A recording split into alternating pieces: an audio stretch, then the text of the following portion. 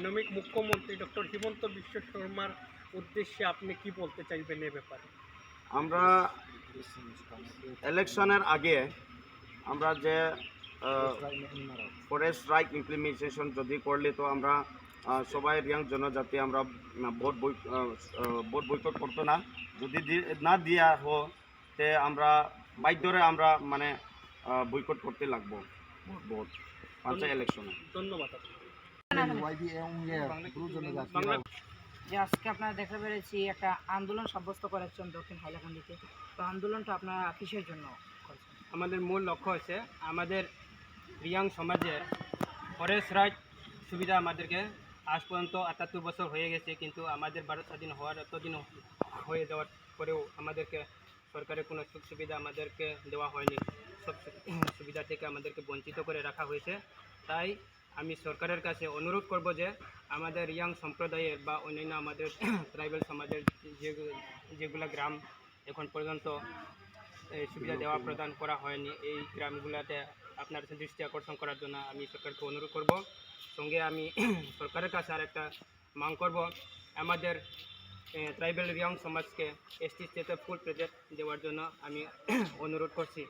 আরও কিছু আমাদের দক্ষিণ হাইলাকান্দি জেলায় এনসি এরিয়া, এনসি ভিলেজ আছে, এগুলাতে মিশন বসুন্ধরা 3.0 এখন সরকারের যে মিশন প্রকল্প চালু করেছেন, ওই প্রকল্পতে আমরা এখন পর্যন্ত কোনো সুবিধা পাইনি। রেভিনিউ সার্ভে অলরেডি 3বার সার্ভে হওয়ার পরেও আমাদেরকে ফরেস্টের আন্ডারে আসে বলে আমাদেরকে ঘর পর্যন্ত বানানো দেওয়া হয়নি, রাস্তাঘাট দেওয়া হয়নি, পানীয় জলের সুবিধা কিছু আমরা এখন পর্যন্ত বঞ্চিত রয়েছি, কারেন্টের সুবিধাও পাইনি। তাই আমি সরকারকে অনুরোধ করব আমাদের মৌলিক অধিকারগুলি যাতে আমাদের গ্রামে গঞ্জে পৌঁছে দেওয়ার জন্য আমি বিনম্র অনুরোধ করছি। এই বলে আমার বক্তব্য। আপনাদের দাবির মধ্যে কী কী দাবি রয়েছে? মূলত 1 নম্বর দাবি ফরেস্ট রাইট আমাদের প্রত্যেক রিয়াং সমাজে গ্রামে দেওয়া হোক, আর 2 নম্বর হচ্ছে আপনার এসটি স্ট্যাটাস ফুল প্রেজেন্ট আমাদের হাইলাকান্দি জেলায় সবাইকে প্রদান করা হোক।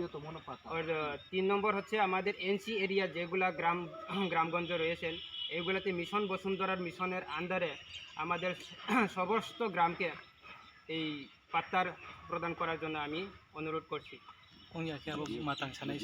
আর এই আমাদের 2-3টা বেশি না, আমরা 3টা শুধু আমাদের এটা মৌলিক অধিকার, আমরা মৌলিক অধিকার বাইরে কিছু আমরা চাইনি। এই আমাদের মৌলিক অধিকারটা যদি পঞ্চায়েত ইলেকশনের ভিতরে আমাদেরকে আশ্বাস যদি সরকারে দেন না, তাহলে আমরা ভোট বয়কট করতে বাধ্য হব।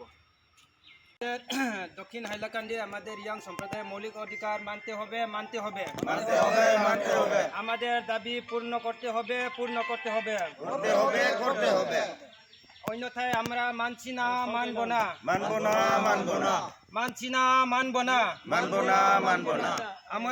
আমরা হাইলাকান্দি জেলায় রিয়াং সম্প্রদায়ের মৌলিক অধিকার আমাদের থেকে রিয়াং সম্প্রদায় থেকে বঞ্চিত করা আমরা মানছি না, মানব না।